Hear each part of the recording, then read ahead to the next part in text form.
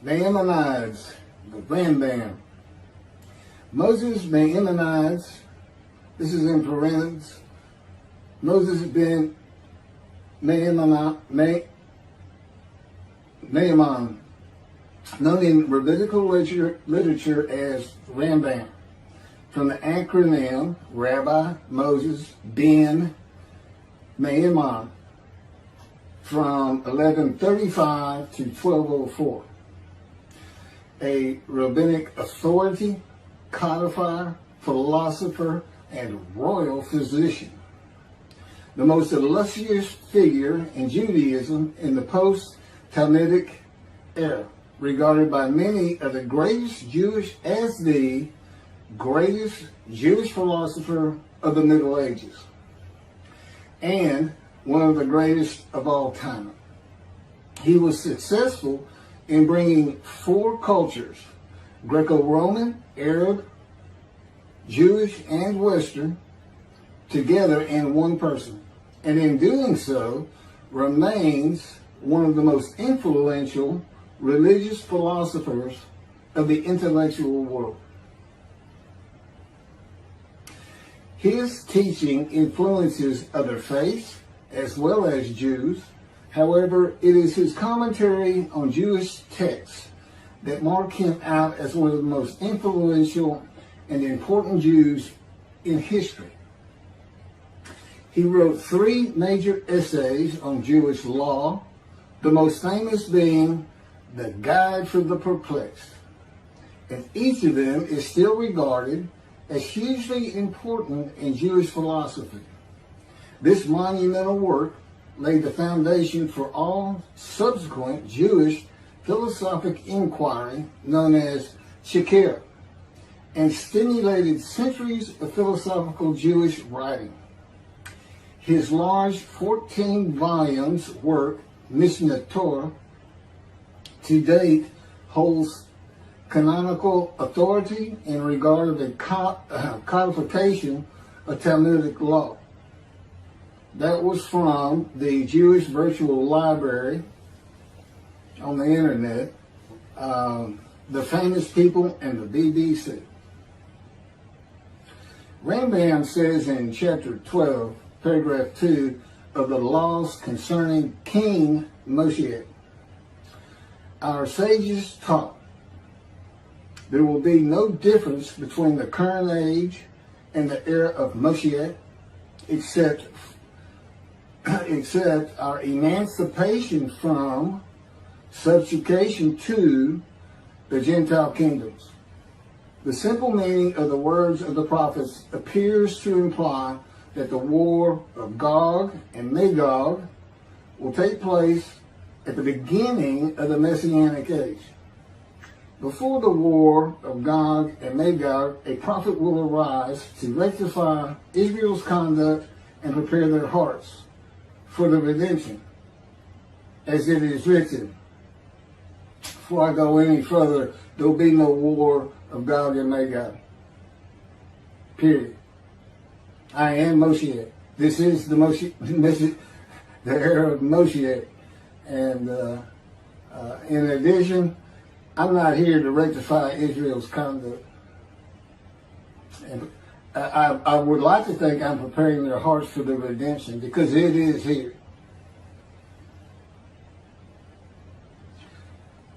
This is from Malachi chapter 3, verse 23.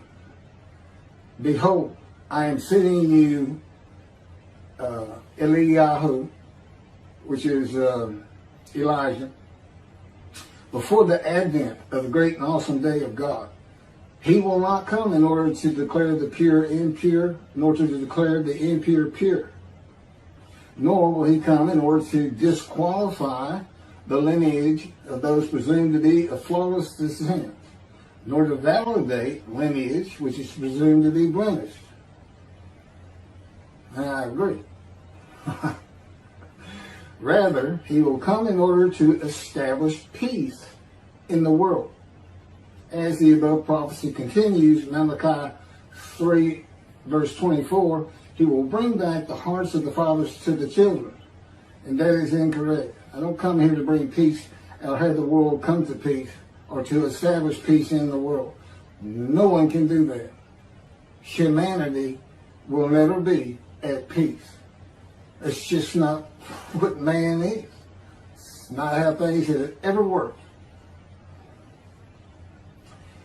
Elijah does not come to establish peace in the world. And again, God dictated this to me. I didn't come up with all this on my own.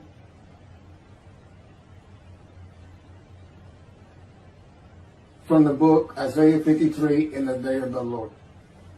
Elijah does not come to establish peace in the world, but to make the many righteous by his knowledge in reconciling the sons to the father and the fathers to the sons of the family members, one to another, of the Jewish people, by having them be mindful of the teachings God gave Moses at Order and to the practice of Judaism. Okay, be mindful. That's an amendment to the first, the covenant between God and the Israelites given by Moses. It's just an amendment because they had to have strict compliance with 100% of the Israelites agreeing to it, that they would all abide by it. Today he's saying be mindful, and he's also saying it doesn't have to be 100% of the people, those who heed and revere and esteem his name. And he knows it's not going to be all of the Jews, notwithstanding the fact he has forgiven their sins and remembers their iniquities no more. And to be a messenger of the new covenant with sin forgiveness. That's why it's new. There's an amendment to it, and in addition to it is sin forgiveness. That's the only difference. I will be your God and you will be my people. That's the covenant. And it's never changed. It's never gone away. It's new only in the sense that there's been an amendment to it,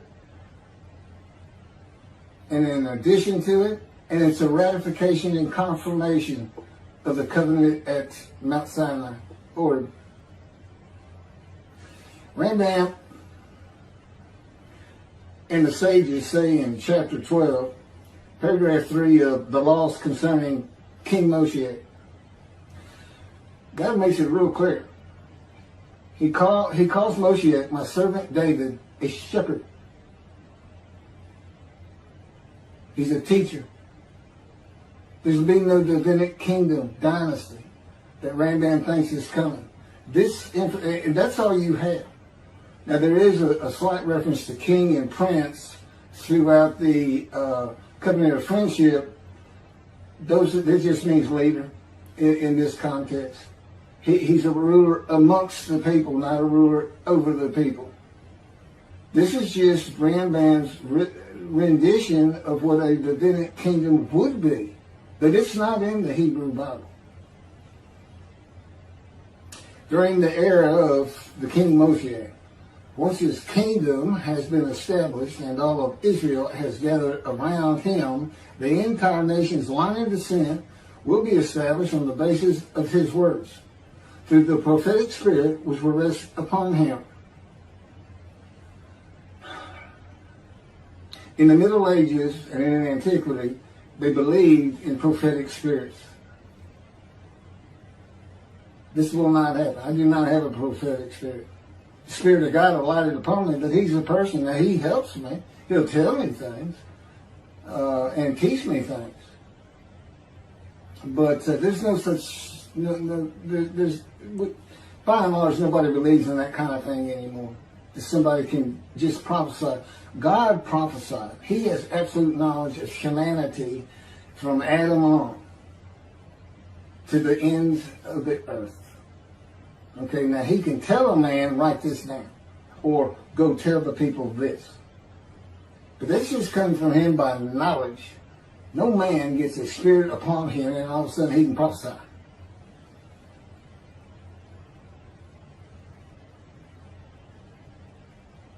So no, the end-time nation's line of descent is not going to be established by anybody, including not myself, and I am Moshiach, or God himself. So that's just not going to happen. As it is written, he shall sit as a refiner and purifier. He will purify the lineage of the Levites first, stating that this one is a priest of defined lineage, and this one is a Levite, a defined lineage. Rambam basis for this belief is a verse in the book of Ezra, chapter 2, verse 63. The governor said to them, they shall not eat of the most holy things until a priest arises who will wear the yom and the tamim. From this verse, one can infer that the genealogy of those presumed to be of unquestioned priestly and Levitical lineage will be traced by means of the prophetic spirit, and those found to be of such lineage will be made known. He will define the lineage of the Israelites according to their tribe alone, i.e., he will make known each person's tribal origin, stating that this one is from this tribe and this is from another tribe. It's not going to happen. And he's talking about Moshiach being the purifier. He got that wrong too. He shall sit as a refiner and purifier from the first paragraph of chapter 12. Paragraph 3 is not Moshiach. God purifies and refines. And he comes with Elijah and the angel of the covenant that you desire. Rambam says the prophetic spirit will rest upon the anointed one. The prophecy of the Hebrew Bible, the prophecies of God. I just gave you my summarization of before I read this, of what I'm about to reread. The difference is, this sounds better, and this is what God dictated.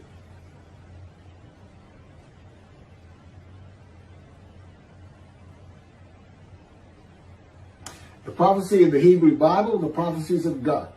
David does not have a prophetic spirit.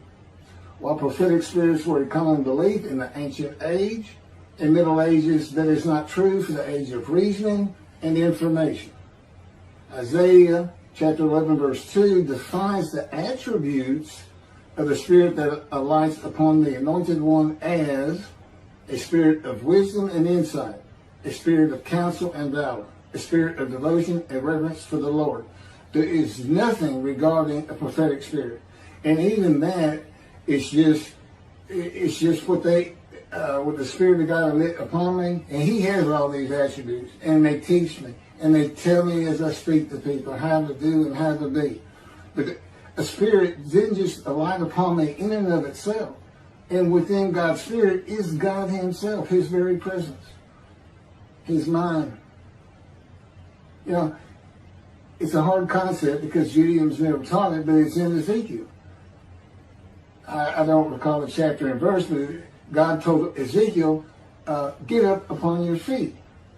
Ezekiel says, at that very moment, a spirit entered into me, and I could hear God's words. Couldn't hear God's words until the spirit entered into him. Why? They had to be inside you. They had to be inside you. It's speaking to your mind. God doesn't have a mouth, a tongue. You know, he can, within me, he can make me sense, perceive that this is where his presence is. And that is where the words are coming from. As though to my ear, even though it doesn't really seem like my ear, but it does seem like it's coming from over here, or over here, wherever he wants to do it. Spirit enters into you, and God is in his spirit.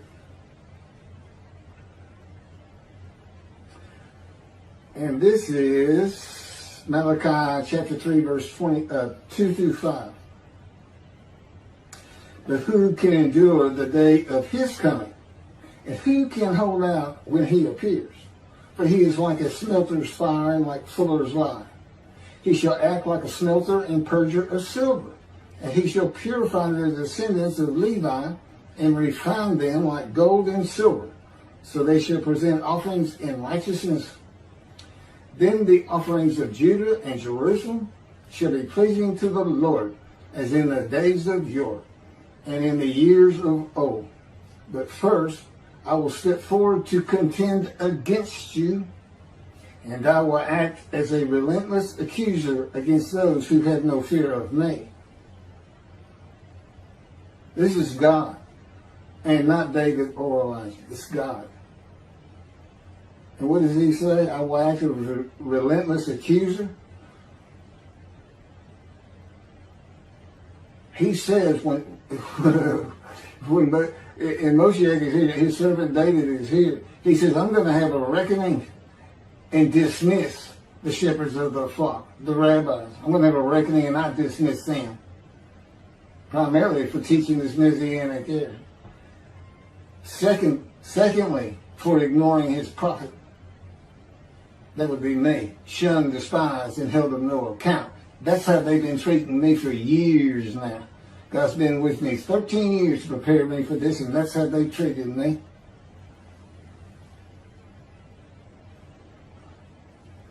In Hebrew writing, it is common to express the same idea twice. Okay, God's telling me to move on. I don't need to hear that. It just had to do with smelting and this and that. In Malachi 1 and 2, the priesthood has been defiled. They offered polluted offerings. They had turned from God, refused to listen to him, and they profaned God's covenant. They disregard God's ways. This is in quotes from Ezekiel, well, it's in quotes anyway. Those who have no fear of me would be the priestly tribe of the Levites, and not pertain to genealogy or tribal lineage, but to Ezekiel 34. Thus said the Lord God, I'm going to deal with the shepherds. I will demand a reckoning of them for my flock, and I will dismiss them from tending my flock. It's Ezekiel chapter 34, verse 10. Then I will appoint a single shepherd over them to tend them, my servant David. Again, that's Moshiach. He shall tend them. He shall be a shepherd to them. Not a king. I, the Lord, will be their God. My servant David shall be a ruler among them. I, the Lord, have spoken, and I will grant them a covenant of friendship. Malachi chapter 3, verse 3 says that he shall purify the descendants of Levi and refine them like gold or silver, so that they shall present offerings in righteousness. This would be those rabbis who accept the words of the prophets of God as interpreted in this day of reasoning and information, and not as interpreted in the ancient age and middle age. If you want to be purified, if you want to get out from under the dismissal, you're going to have to learn everything God dictated to me in Isaiah 53 in the day of the Lord, and the second book, the life of God's righteous servant of Isaiah 53, which is my life.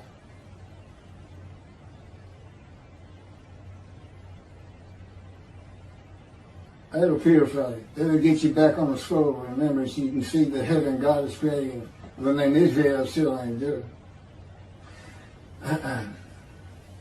The era of redemption, restoration, and exaltation versus the day of the Lord, as found in the book. Rambam and the sages interpreted it as a prophecy that Moshiach, with a prophetic spirit, will determine the lineage of the priests and Levites from a verse in the book of Israel. I've covered this.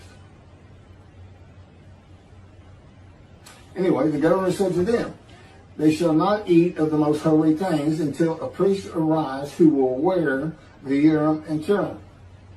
This has nothing to do with genealogy of Levites today or purification and refining, or a prophetic spirit on Moshiach. This is not a prophecy of a high priest arising. And it is not Moshiach, but an answer to those that could not prove they were Levites when the verse is put into its proper context. This is Ezra chapter 2, verses 61 through 63. Of the sons of the priests, the sons of Habiah, the sons of Hakuz, the sons of Barzillai, who had married a daughter of Barzillai and had taken his name. These searched for their genealogical records, but they could not be found. So they were disqualified for the priesthood. The Teshachta ordered them not to eat of the most holy things until a priest with Urim and Thummim should appear. It was just a specific instance. In the Hebrew Bible, the Urim and Thummim are elements of the breastplate worn by the high priest attached to the ephod. They are connected with divination in general and cleromancy in particular, a belief in antiquity and the Middle Ages rarely believed in today. Two objects used by the high priest to answer a question or reveal the will of God. The ephod was made of fine linen and consisted of two pieces which hung from the neck and covered both the back and front, above the tunic and outer garment. Cleromancy is a form of sortition, a casting of lots. A casting of lots in which an outcome is determined by means that normally would be considered random, such as the rolling of dice, that are sometimes believed to reveal the will of God. Casting of lots, the will of God.